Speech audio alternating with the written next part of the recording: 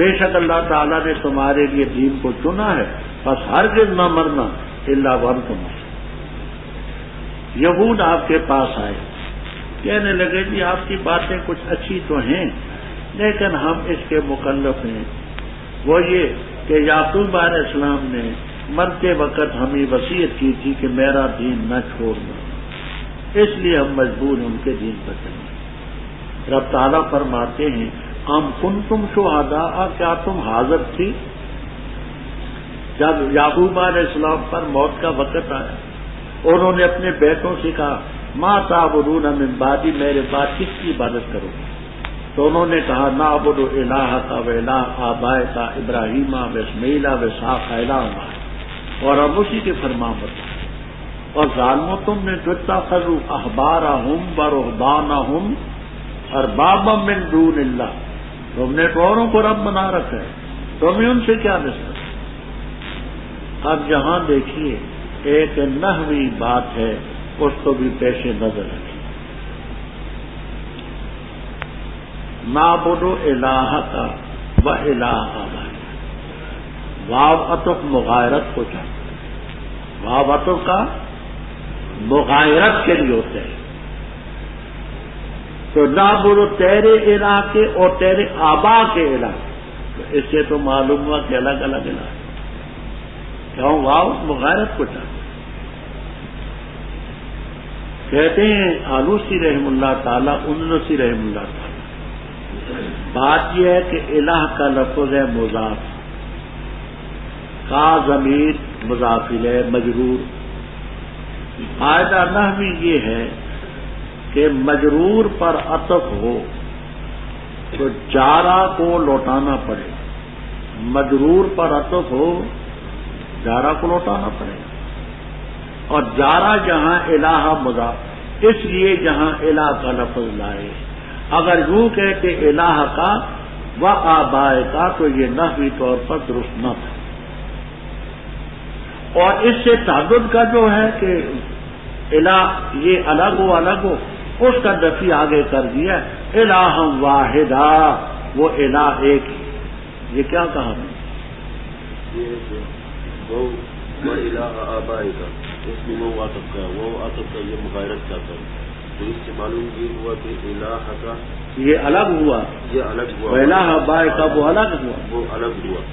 تو اس کا جواب یہ ہے کہ اس کا الہ آبائے کا اس کا عطف ہے پیر الہ کا، یہ کاف جارہ پر، اور جب ایک بات سمجھیے کہ دیکھیے قاعدہ یہ ہے کہ مجرور عطف تو اعادہ جار ضروری ہوتا ہے۔ الہ کا لفظ مضاف، آپ کو جر الہ سے مضاف سے ملی نا، تو جب تک کہ یہ آگے الہ کا لفظ نہ لاتے تو عطف درست نہ ہو، یہ درست نہ ہوتا الہ کا و آبائے کا۔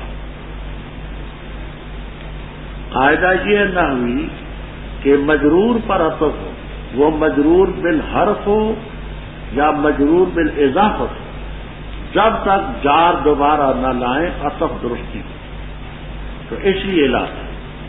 باقی رہا تعدد کا سوال کہ واو سے مغایرت ثابت ہوتی ہے، تو اس کا دفیہ خود رب تعالیٰ نے کر دیا الہ واحدہ، حالا کون الہ واحدہ، وہ الہ ایک ہی ہے، دو نہیں ہے۔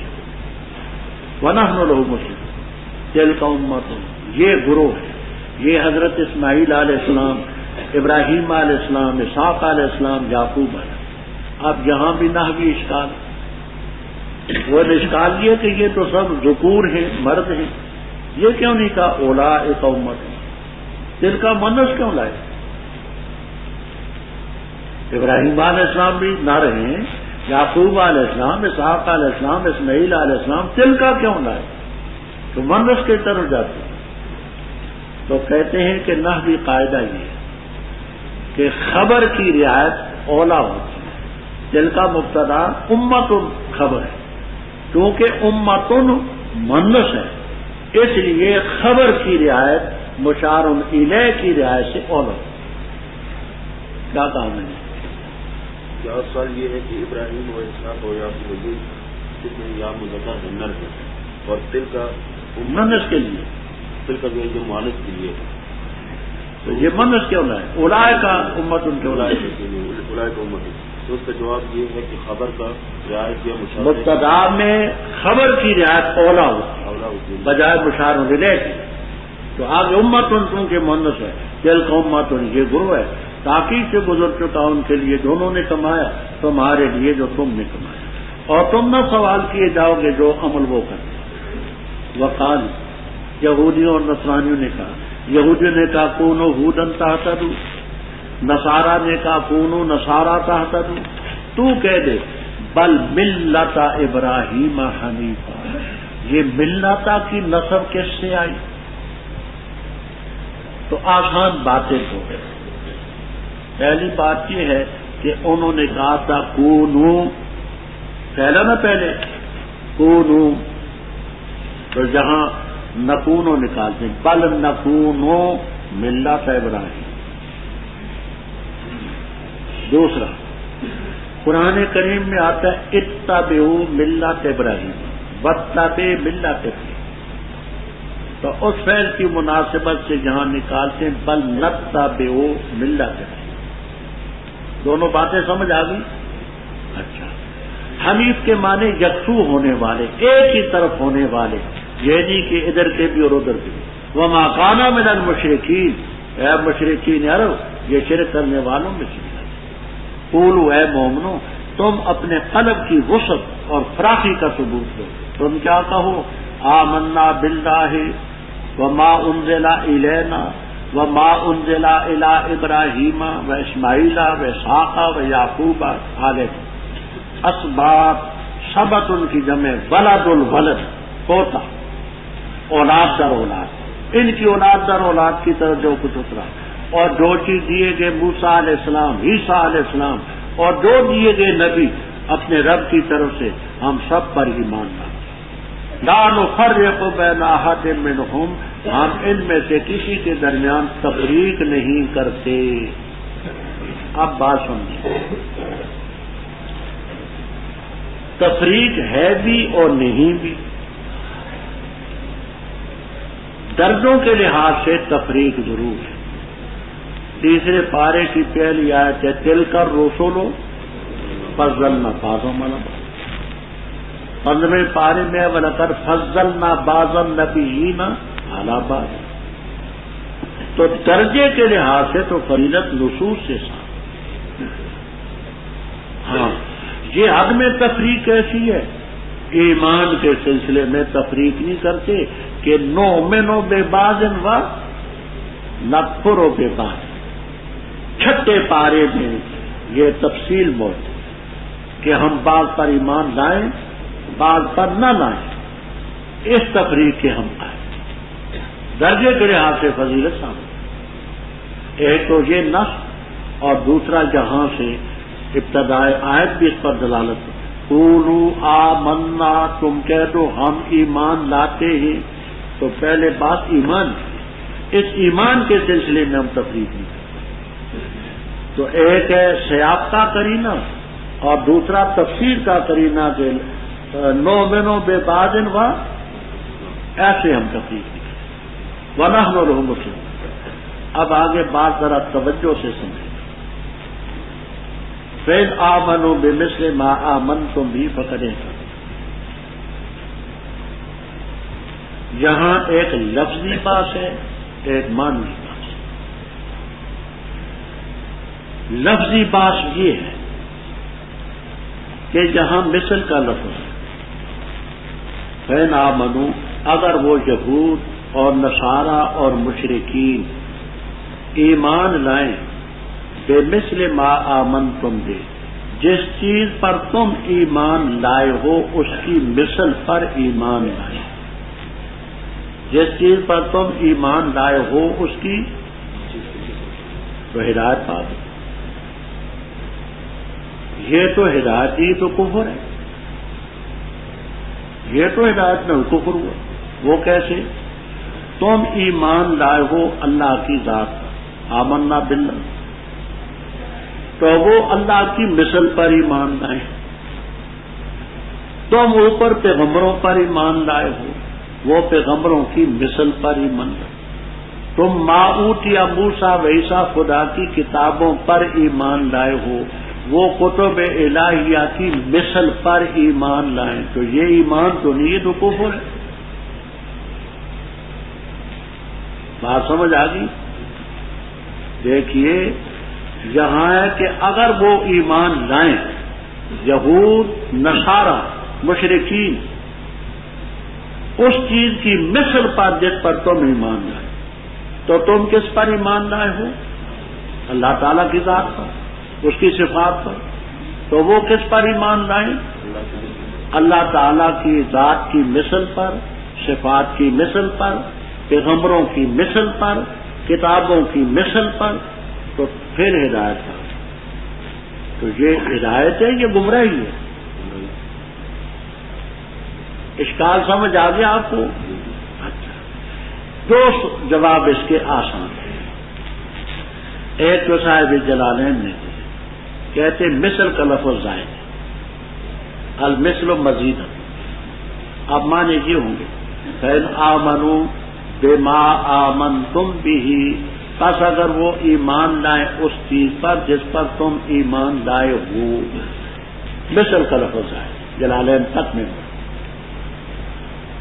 اور کہتے ہیں روح المعانی کبیر وغیرہ میں کہ حضرت عبداللہ ابن مسعود رضی اللہ تعالیٰ عنہ کی قرأت ہی یوں ہے فَإِنْ آمَنُوا بِمَا آمَنْتُمْ بِهِ، ان کی قرأت میں بھی مثل تھی.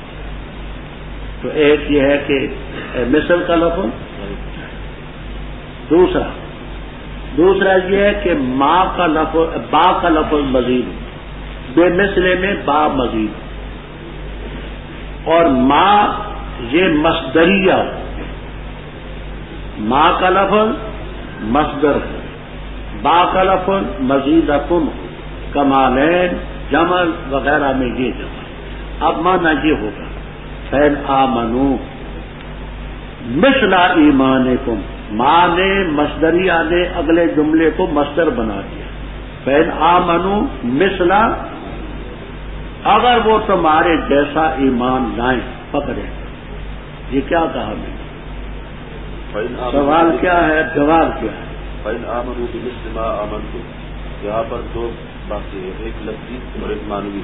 لفظی بات وہ لفظ مثل کے بارے میں، کیونکہ یہاں پر ہے فَإِنْ آمَنُوا بِمِثْلِ مَا آمَنْتُمْ، اگر یہود اور مشرکین و نصارہ یہ ایمان لائے اس چیز کی مثل پر جس پر تم ایمان لائے ہو.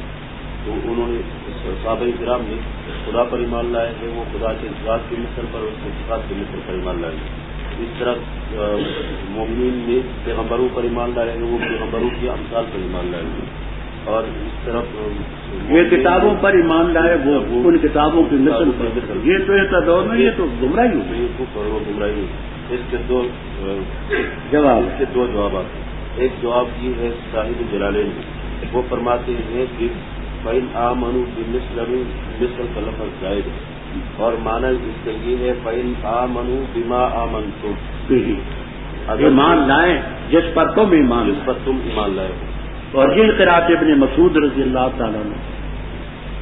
اور دوسرا جواب اس کے یہ ہے کہ یہاں لفظ یہ بازائد کمالین اور جمل وغیرہ میں دیے ہیں. وہ فرماتے ہیں کہ بعد یہ زائد ہے اور ما مصدریہ ہے، اور معنی یہ ہے فَإِنْ آمَنُوا مثل ایمانکم، مثل با اڑا دیں فَإِنْ آمَنُوا مثل ایمانکم، تمہارے جیسا ایمان لائیں. پکڑے یہ بات اب رات میں سمجھ لی اچھی طرح سے. اچھا، اب مانوی بات آ رہی. قرآن پاک کے نزول کے وقت قولوا میں مخاطب ہیں صحابہ کرام رضی اللہ. قرآن کے نزول کے وقت صحابی تو تھے نا، تو قولوا میں مخاطبین کون ہیں؟ صحابہ کرام. اللہ تعالیٰ فرماتے ہیں کہ تم یہ کہو اے صحابہ رضی اللہ عنہ، فَإِنْ آمَنُوا، اگر یہ یہود نصارہ مشرکین ایمان لائیں جیسا تم ایمان لائے تو ان کو ہدایت ہوگی. تو اس سے معلوم ہوا کہ صحابہ کرام رضی اللہ تعالیٰ عنہ کا ایمان معیاری ہے. خطاب ہے صحابہ. تو ایمان صحابہ معیاری تھا، ایسا ایمان لائے جیسے تم لائے ہو. تو صحابہ کے ایمان کی تو بات ہی وہ معیاری ایمان ہے. بات سمجھ آ گئی کیا؟ قرآن پاک کے اولین صحابہ کرام، اس صحابہ کرام کو یہاں خدا تم کا ہو جو ایک یہود اور نصارہ و مشرکین. اگر تم ایمان لائے نہ، اگر یہ بھی مشرکین بھی یہود تمہارے جیسا ایمان لائیں پکڑے گا، تو اس سے معلوم ہوا کہ صحابہ کرام رضی اللہ تعالیٰ عنہ کا ایمان معیاری. فَإِن تَوَلَّوْا فَإِنَّمَا فِي شِقَاقٍ، اگر یہ اعراض کریں تو اختلاف میں بتاکید اللہ کفایت کرے گا تیری ان کی طرف سے وہ سے. اب تولو کے متعلق یہی بات کو سمجھ لینا، یہ تولو کبھی آئے گا ماضی، اس کے معنی اگر وہ پھر جائیں. تولو کبھی آئے گا مضارع، جس کے معنی تم پھر جاؤ. تو اس کے لیے میں ضابطہ عرض کرتا ہوں، غور سے سنیں. سورہ ہود نکالیں، شروع سورہ ہود 11ویں پارے کے آخر میں ہے.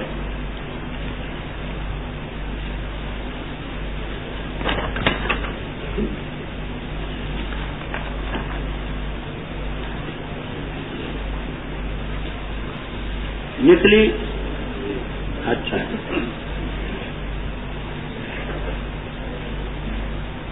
اعوذ باللہ من الشیطان الرجیم، بسم اللہ. الف لام را کتاب احکمت آیات ثم فصلت من لدن حکیم خبیر. اللہ تعبدوا الا اللہ اننی لکم منہ نذیر وبشیر واستغفروا ربکم ثم توبوا الیہ یمتعکم متاعا حسنا الى اجل مسمى ویؤتی کل ذی فضل فضلہ وان تولوا فانی اخاف علیکم عذاب یوم کبیر. جہاں تولو مضارع اصل میں تھا تتولو، اصل میں کیا تھا؟ باب تفاعل اور تفعال میں ایک تا ہو جاتا اگر تم پھر جاؤ. اب قرینہ کیا ہے؟ بات سمجھ اچھی طرح سے. یہاں دیکھو آگے پیچھے سب مخاطب کے سیدھے، وہ کیا؟ تعبدو، استغفروا ربکم، توبوا، یمتعکم، اور آگے اخاف علیکم، الیہ مرجعکم. تو اس لفظ کے آگے پیچھے دیکھیں، اگر تو مخاطب کا صیغے ہیں، ضمیریں ہیں، تو یہ مضارع اور اصل میں تتولو. یہاں چونکہ استغفروا اور ربکم، یمتعکم، اخاف علیکم یہ خطاب کے صیغے، تو یہاں مضارع ہے. مانا یہ وین تولو اگر تم پھر جاؤ. اور یہاں یہ ماضی ہے، کیوں؟ آگے پیچھے غائب کے سیدھے. وہ کیسے؟ پہلے ہے آمنو اہتدو، پھر نامہ ہم فسیکفیکہم اللہ. تو آگے پیچھے اگر غائب کی ضمیریں ہوں یا غائب کے صیغے ہوں تو وہ تولو کیا ہوگی؟ ماضی ہے. وہاں مانا کریں گے اگر وہ پھر جائیں. ذات کا آپ نے سمجھ لیا کہ تولو اگر آگے پیچھے خطاب کے صیغے اور ضمیریں ہوں تو وہ تولو ایک اڑ گئی، وہاں اس کے معنی کریں گے تم پھر جائیں. اور آگے پیچھے ضمیریں غائب کی ہوں جیسے یہاں تو ماضی کی معنی. بے شک اللہ تعالیٰ سنو صبغۃ اللہ، یہ نسب کس سے آئی ہے؟ تو تین باتیں آسان ہیں، کشاف، بیضاوی، البحر المحیط، جمل وغیرہ وغیرہ. ایک یہ ہے کہ نسب ہے مفعول مطلق ہونے کی وجہ سے، صبغنا اللہ صبغۃ فعل ماضی. دوسرا نسب علی الاغراء ہے، الزموا صبغۃ اللہ، نسب علی الاغراء. تیسرا یہ ملتا سے بدل ہے، اور ملتا کی نسب بیان ہو چکی کیوں ہے. تین ترکیبیں میں نے آسان کر دی ہیں، باقی اتنی. کون اچھا اللہ تعالیٰ سے دل رنگ کے اور ہم اس کے آپ. بیضاوی وغیرہ میں ہے کہ ایک پانی کا چشمہ تھا جس کا کوئی رنگیلا سا پانی ہوگا، اس کا نام تھا معمودیہ۔ معمودیہ یہ جا کر کے وہاں رنگتے تھے، کہتے تھے ہمارا رنگ چڑھ گیا۔ فرمائیے کیا رنگ ہے؟ رنگ تو اللہ کا جو ایمان کا رنگ ہو، اخلاص کا رنگ ہو اور دین کا رنگ ہو، رنگ تو وہ ہے، اس سے بڑا اچھا رنگ کس کا ہے؟ ہم اسی کی عبادت کرنے والے ہیں۔ تو کہہ دے کیا تم اللہ تعالیٰ کے بارے میں ہمارے ساتھ جھگڑا کرتے ہو؟ وہ ہمارا رب ہے، تمہارا رب ہے، ہمارے عمل ہمارے لیے، تمہارے لیے، ہم اسی کے لیے اخلاص سے پیش آتے ہیں۔ یہ آگے تیسرے پارے میں تفصیل آئے گی، یہاں اجمال ہے۔ کیا تم کہتے ہو کہ ابراہیم علیہ السلام، اسماعیل علیہ السلام، اسحاق علیہ السلام، یعقوب علیہ السلام اور ان کی اولادیں در اولادیں یہودی یا نصرانی تھی؟ کہہ دے کیا تم زیادہ جانتے ہو یا اللہ تعالیٰ؟ اللہ تعالیٰ کا فیصلہ آئے گا کہ ماں کان ابراہیم ہو۔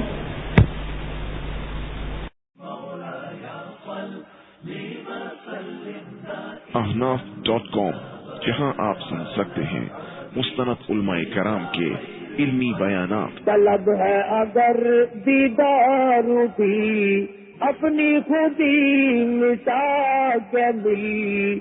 جس قوم میں جوا پھیلا، سود پھیلا، اس قوم میں بے حیائی آ کے رہتی ہے، نمازیں اٹھ جاتی ہیں کیونکہ رزق حرام اندر جاتا ہے، تو حرام انسان کو پھر شراب کی طرف لے کے چلتا ہے، زنا کی طرف لے کے چلتا ہے، اسے بدماشی کی طرف۔ ساتھ ہی ملاحظہ کیجیے حمد و نعت اور اسلامی نظمیں۔ وأحسن منك لم تر قط عين وأجمل منك لم تلد النساء خلقت مبرأ من كل عيب كأنك قد خلقت كما تشاء www.asnaf.com